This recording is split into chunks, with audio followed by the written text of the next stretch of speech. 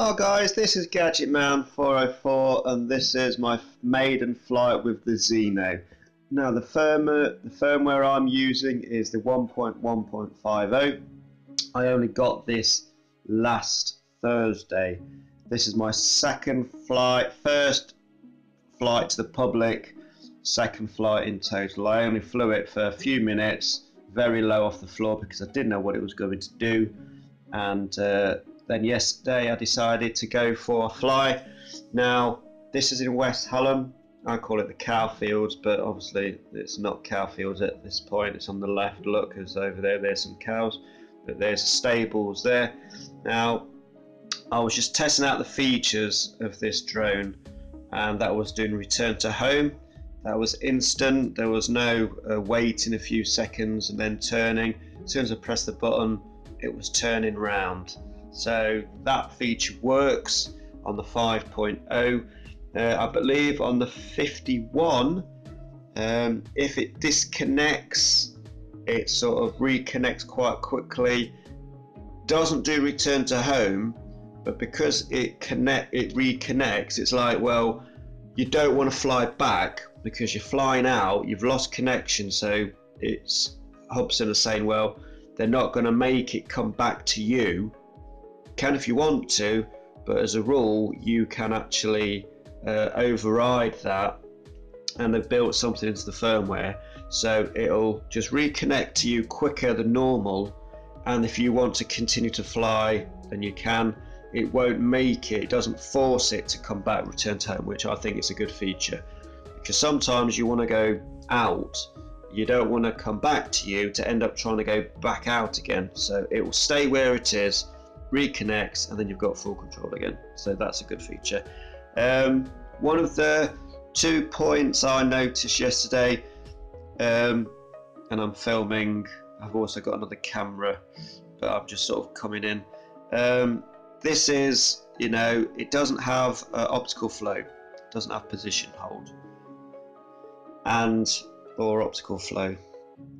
So basically, when the wind is blowing towards the Hubsan, it does drop a little bit. It doesn't hit the floor, but it drops a few inches in height. So it depends how high you are off the floor to how, if you're only just hovering a few feet off the ground, then you're going to hit the ground. So be aware of that. It was very windy yesterday, at times between 15 and 20 mile an hour gusts, and around about 10 to 15 mile an hour continuous, and then you get a stronger gust every now and again. Now I'm only hovering it here, I'm just making sure, and I'm walking around with my camera to make sure that everything's okay. When you do video, the rear lights, I believe they flash when you're actually recording video, and I think it does a solid flash when you take a photo. I don't know, I've not tried it, if you can take a picture whilst videoing. One thing with this, I set it to 4K. I don't know if this is with every 4K, but it records in segments, 9.5 minute clips. The full flight time of this flight was actually 19 minutes and 58 seconds, but by accident I deleted the first clip off the SD card, so I can't. I've looked and looked and looked, so I'm not going to start downloading software to recover it and all that. It's gone, that's it. But it's doing okay. I don't think it's acting as bad as other people I've had experience. I'm on the top of a hill, top of a field, short hedges around me, and it's windy, and it's not moving that much. It's moving, yes, granted, but it isn't moving.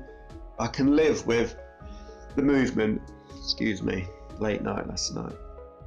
So I can live with the movement it's doing. It's nothing that I can't live with. So some people have been really picky and saying, oh, it's moving up and down, it does all this. Well, then send it back. I'm on 50, and this is the characteristics I'm getting on a very, very windy day.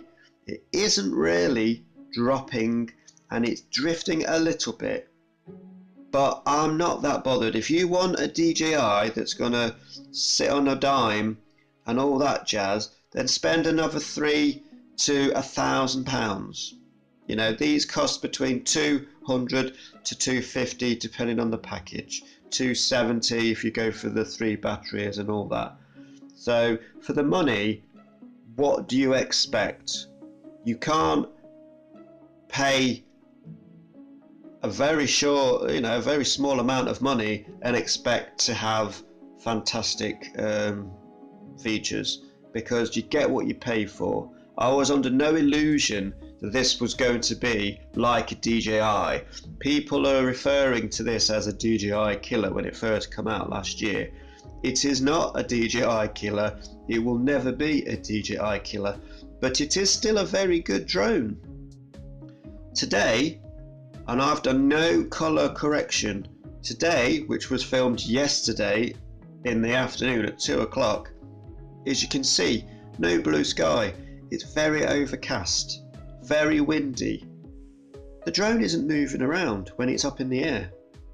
I thought the higher up you go, the more drift you will get, but that isn't the case. That isn't happening. And I've done no color saturation to make it look lighter than it actually is. This is what you get from 4K 30 on a cloudy day. I didn't change no camera settings.